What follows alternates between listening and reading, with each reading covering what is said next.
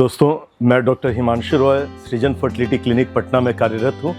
हम लोग आज बात करने जा रहे हैं पहले बिहार सरकार और अब भारत सरकार द्वारा चलाए जाने वाले सर्वाइकल कैंसर यानी कि औरतों में बच्चेदानी के मुख या गर्भाशय की जो ग्रीवा होती है सर्विक्स, उसके कैंसर के बचाव के लिए दिए जाने वाले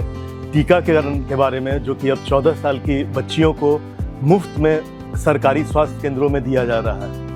दोस्तों, आप जानते हैं कुछ भी इस तरह के जो अभियान होते हैं तो जो लोग पढ़े लिखे नहीं रहते हैं या कुछ लोग किसी दूसरे उद्देश्य के कारण भी तरह तरह की वो भ्रांतियाँ फैलाते हैं या फैल जाती हैं ऐसे मिथक, और जो लोग पढ़े लिखे नहीं हैं अलग अलग माध्यम से सोशल मीडिया हो चाहे जिसमें कि आपको बहुत बार सही इन्फॉर्मेशन नहीं आ पाता है, उसके द्वारा दिग्भ्रमित हो जाते हैं। और इस वैक्सीन के बारे में भी कुछ लोग ऐसा डर गए हैं कि इसको देने के चलते बांझपन की समस्या हो सकती है। तो दोस्तों, मेरा काम ये बताना है, बीइंग अ फर्टिलिटी एक्सपर्ट, बांझपन विशेषज्ञ हूँ, मैं 30 साल से काम कर रहा हूँ और हम लोग हमेशा साइंटिफिक जर्नल्स का सहारा लेते हैं, ना कि सोशल मीडिया से बातें हम लोग जानते हैं। तो आपको जान के आश्चर्य होगा कि ये बात उल्टा है।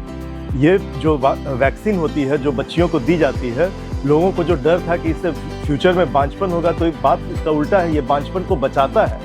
इसलिए कि अगर ये वैक्सीन नहीं दिया जाए तो आप जानते हैं कि गर्भाशय का कैंसर जो होता है औरतों में पाया जाने वाला सेकंड सबसे कॉमन कैंसर होता है ब्रेस्ट कैंसर के बाद में। और ये कैंसर जब होता है तो अपने फाइनल स्टेज में जाने के पहले, जानलेवा स्थिति में जाने के पहले भी अलग अलग स्टेज में काफ़ी लंबा इसका सफ़र होता है, जिसके दौरान औरत को तरह तरह की मुश्किलें आती हैं और उसके इलाज के दौरान भी तरह तरह के ऐसे ट्रीटमेंट्स करना पड़ता है, जैसे कि सर्विक्स के में अगर शुरू में अगर दिखता है तो उसका कॉटराइजेशन किया जाए, माने जलाया जाए सर्विक्स के मुंह को, उसके सर्विक्स के मुंह को काट दिया जाए या इवन बच्चेदानी तक हटाना पड़ सकता। तो ये सब जो कारण होते हैं, इसके चलते बच्चा होने की क्षमता उस औरत को और घट जाती है।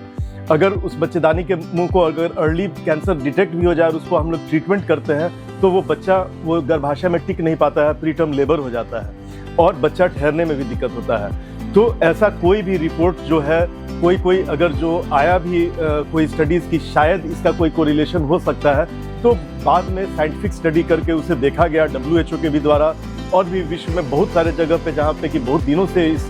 टीकाकरण किया जा रहा है कि इसके चलते कोई बांझपन की समस्या फ्यूचर में इन बच्चियों को नहीं होती है, उल्टा बांझपन से इस टीका के द्वारा बचाव होता है। तो ये बिल्कुल आप अपने दिमाग से इस चीज़ को निकाल दें। सरकार का जो ये प्रयास है, ये एक बहुत सराहनीय कदम है कि मुफ्त में ये टीकाकरण किया जा रहा है औरतों में होने वाले सबसे कॉमन कैंसर सर्वाइकल कैंसर के बारे में। तो आप बेझिझक होकर अपने नज़दीकी स्वास्थ्य प्राथमिक जो स्वास्थ्य केंद्र है या जहाँ भी आपको ये वैक्सीन अवेलेबल है, उसका ज़रूर से ज़रूर 14 साल की बच्चियों को लगवाएं, ताकि फ्यूचर में न केवल कैंसर से इनका बचाव हो सके बल्कि बांझपन से भी बचाव हो सके। तो दोस्तों,